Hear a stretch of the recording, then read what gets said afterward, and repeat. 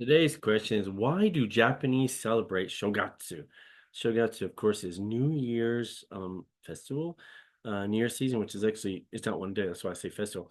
It's January 1st, 2nd, and 3rd. It's a 3-day holiday instead of like New Year's Eve in America, which is only December 31st. We also have January 1st, but it's different.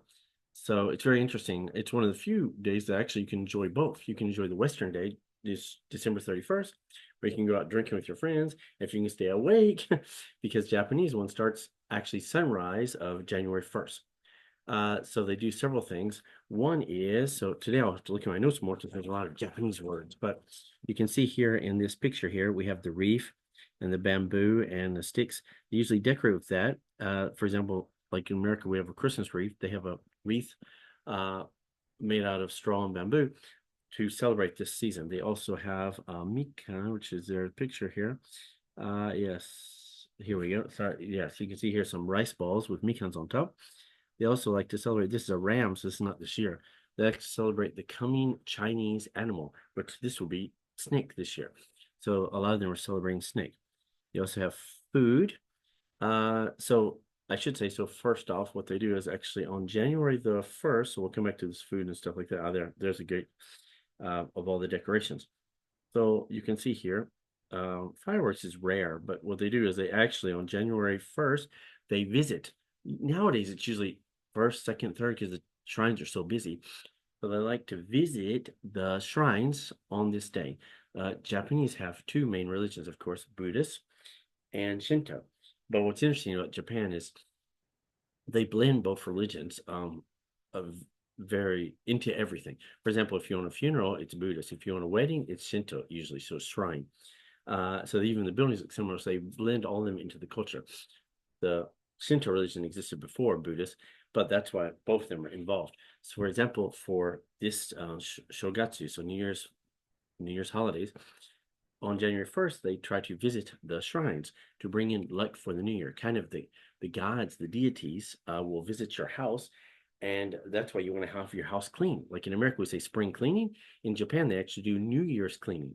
So I did myself. I've been in Japan so long that actually this season I clean more than I do in the spring, which is weird because I have a week off in the spring in March and also have a week off now. But I usually try to clean this time. So I became Japanized, yes. So you clean your house or your apartment because gods and deities will visit you during this time. So you actually go to the shrine and you pray at the shrine, and you technically bring back those deities with you to bring in good luck for the new year. So love lots and lots of people visit.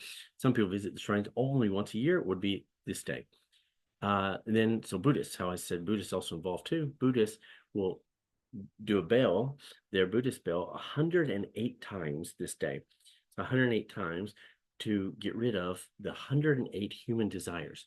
All the desires, sins, I guess. Maybe in Western culture, maybe in Christian culture, you'd say seven deadly sins.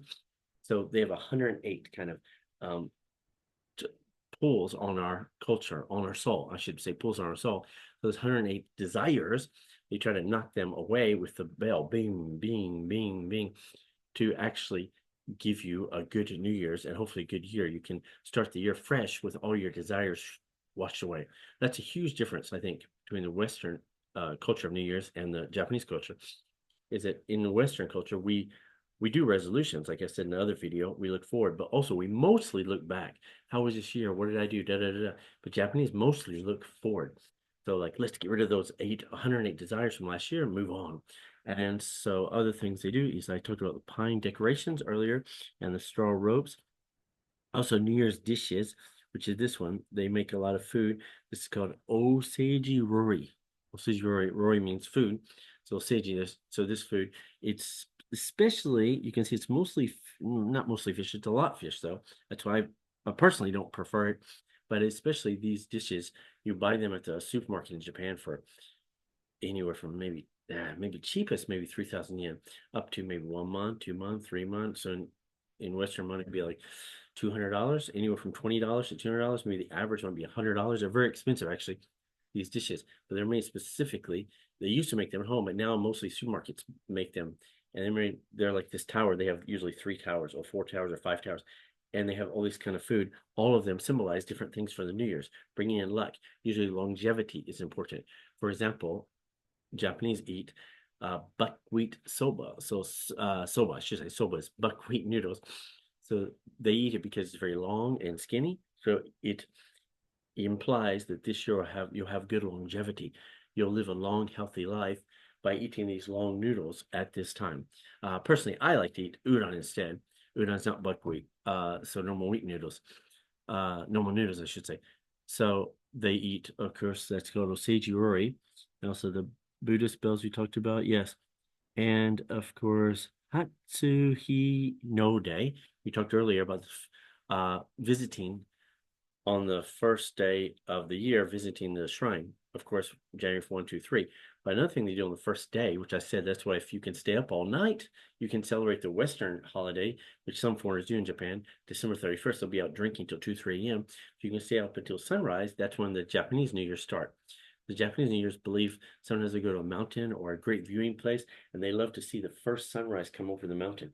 So that implies a great year for this year. It brings you luck. That's called Hatsuhi no Day.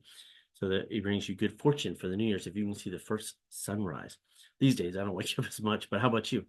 And then let's see. And the last one I think is Otoshidama, which I've actually done before in America, where I've given to my nephew before, where it's a money envelope. Usually red, but doesn't, I don't think it matters, but red or gold. And these days it's decreasing. But in the envelope, you put in money, and when you visit your friends and family, so similar, I think I talked about in Oban Festival, which is in August in Japan, where similar to Oban is similar to Halloween, where they celebrate the old souls. Well, All Saints Day. New Year's Day too, a lot of families come back. So even they live far away in Japan, like for Thanksgiving in America, it's close to Thanksgiving. For Thanksgiving, people come back to their original house maybe or to their family. So in Japan, they'll come back this time because January 1st, 2nd, 3rd, you have this food and also the local shrines. So they'll try to visit their shrine in their hometown. So they'll visit those people visiting, aunts, uncles, cousins, those people that visit your house usually bring that money envelope to give to the children. Again, that's called otoshidama, where they give the coins, usually coins, to the children, again, to wish them good luck for the future. So children can save a lot of money for their future. Again, the more you know. So, of course, January 1st, remember to watch the first sunrise if you want to celebrate Japanese way, and also visit a shrine, and also listen to the 108 bells that get rid of your 108 desires. And then, of course, eat the Rori here, the Oseiji Rori, and of course, give money to your nieces and nephews in an envelope. Usually, I give all the coins that exist in Japan to the people. So the more you know. So remember to celebrate. How about in your country, in your neck of the woods? How do you celebrate the New Year's? Do you do like the American video I did, or do you like the Japanese video, or is there a mix, or is there something completely different? Like I mentioned in the other video, Spain, they love to eat grapes, for example. How about in your area? How do you celebrate? Let me know in the comments, and don't forget to share these with your friends and family so more people can learn these new ideas quicker. These, by the way, these why questions come from my students. So if you have any why questions yourself, remember to put them in the comments below. Thanks again for watching, and we'll see you in our next video.